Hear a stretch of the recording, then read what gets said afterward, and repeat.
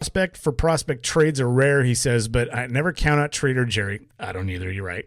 The Mariners' middle infield prospect cupboard is not as full as their outfield cupboard, so I'm looking at the Rays and I see a fair number of middle infield prospects.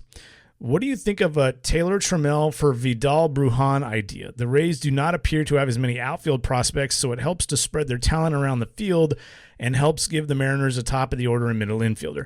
Likely the Mariners will need to include another piece, but I'll defer to you on the prospect range for that. To be honest with you, I don't see Tampa trading those prospects. And we can talk kind of fantasy baseball here and if they were going to do it, what it might take, just like we were just doing with Wander Franco. But Brujan is typically believed to be the number 2 or number 3 prospect in their system, and he'd be number 1 in a lot of systems. He's a potential elite second base glove, rivals Wander Franco in the hit tool department, should develop average power, a lot like Wander Franco, and gets some 70 speed grade, so he can really, really run as well. He's also a switch hitter, and if he had a better arm, he'd be at least an average glove at shortstop. So we're talking about a really, really good player. I think if you're Seattle, you'd need to part with a Kelenic or a Rodriguez here. But like I said, Tampa doesn't trade these kinds of prospects.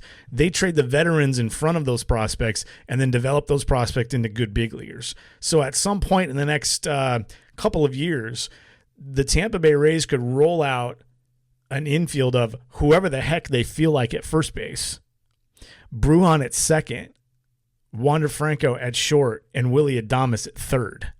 That's plausible. And they'd have potentially 3 perennial all-stars at those 3 positions. Yeah, Tampa doesn't really trade prospects unless they're, kind of trading, a blocked prospect for a prospect that's not blocked. And, it's not like they have 5 other segments. Now, there is potential. If they come up with a third base prospect, for example, or another shortstop prospect that bumps Franco to second base, then Brujan becomes potentially available. But I don't see that happening. I think they're going to continue to plan for Willy Adames, Wander Franco, and eventually Vidal Brujan to play in the same infield in a couple of years. Franco's getting close. Brujan's maybe a little further away, but in the next couple of years, we're probably going to hear about those 3 players playing on the same infield, at least for a year or 2. And then at some point, Adames will have to either be signed long-term or traded. So it's probably not going to be forever, but for a little while, I think we're going to see that.